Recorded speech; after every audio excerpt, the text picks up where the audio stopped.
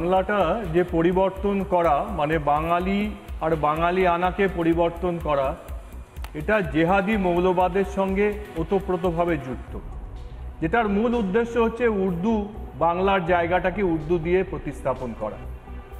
এটার মধ্যে যেমন রাজনৈতিক ক্ষুদ্র স্বার্থ আছে, জেহাদি মৌলবাদের সবচেয়ে বেশি ইনভলভমেন্ট আছে, আর কালচারাল মার্কসিস্টও আছে।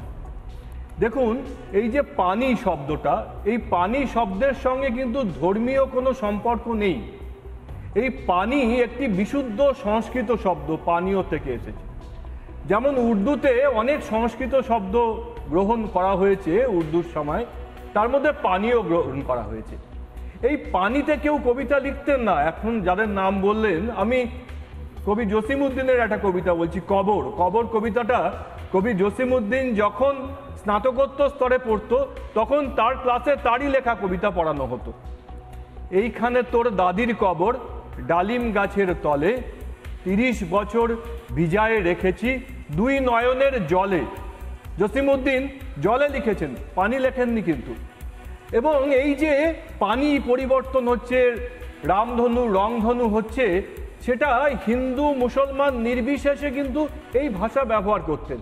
যেমন বোরখা, এই হিজাব পরা কিন্তু বাঙালি সংস্কৃতিতে ছিল না।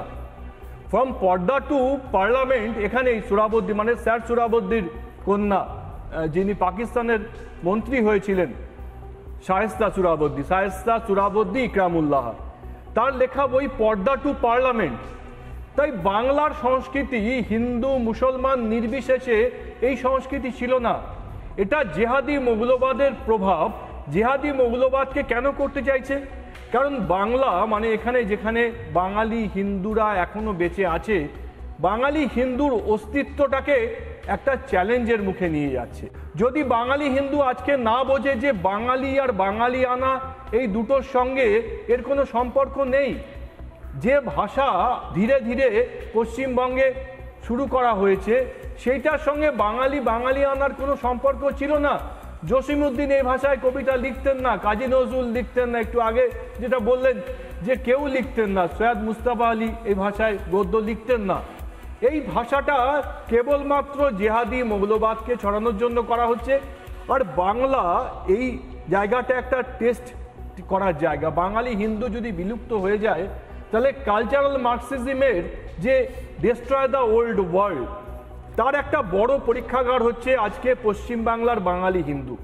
বাঙালি হিন্দু বাঙালি আনা সংস্কৃতিগতভাবে যদি নিশ্চিহ্ন হয়ে যায়, তাহলে কালচারাল মার্কসিজমের যে নিউ ওয়ার্ল্ড তৈরি করার এক্সপেরিমেন্ট, তার একটা বড় জায়গা আছে। নতুন এটাকে যদি মান্যতা দেওয়া হয়, আমি জানি না যে এরপর এইটাকে ঢাল করে বলা হচ্ছে নাকি যে ভোটার তালিকা সংশোধন করা হবে না, এই সব কিছু সামনে চলে আসছে, বাঙালি আক্রান্ত। একটা পয়েন্ট খালি অ্যাড করি, এরা এত বেশি বাংলা ভাষা প্রেমী। আমার খালি দুটো প্রশ্ন। প্রথম প্রশ্ন হচ্ছে, গত 14 বছরে কলকাতার সমস্ত দোকান বা এস্টাবলিশমেন্টের সাইনবোর্ড কি বাংলায় করা গেছে? তাহলে বেরিয়ে পড়ি দেখি কোথায় বাংলা করা গেছে। এটা কিন্তু করতে পারে কলকাতা পুরসভা। শুধু তাই নয়, আরেকটা বিষয় আছে, সেটা হচ্ছে ভারত সরকারের ত্রিভাষা সূত্র। কলকাতা এরকম রাস্তাও আছে যেখানে উর্দু এবং ইংরেজিতে নাম লেখা, নামপট বাংলা নেই। এটা ভারত সরকারের আইন, ত্রিভাষা সূত্র। কারণ আমাদের বাংলায়, পশ্চিমবঙ্গের স্থানীয় রাষ্ট্রভাষা হচ্ছে বাংলা। সবচেয়ে ওপরে বাংলা লিখতে হবে, অনিবার্য, লিখতেই হবে। তাই যেখানে যেখানে শুধু উর্দু আর ইংরেজি লেখা আছে, সেটা ভারতবর্ষের আইনের বিরুদ্ধে।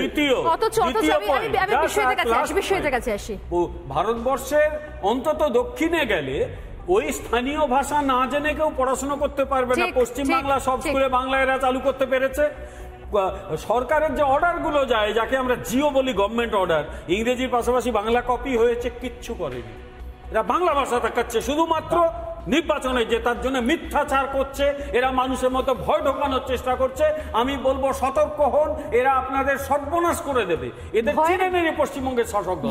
ভয়ের ব্যবসা চলছে।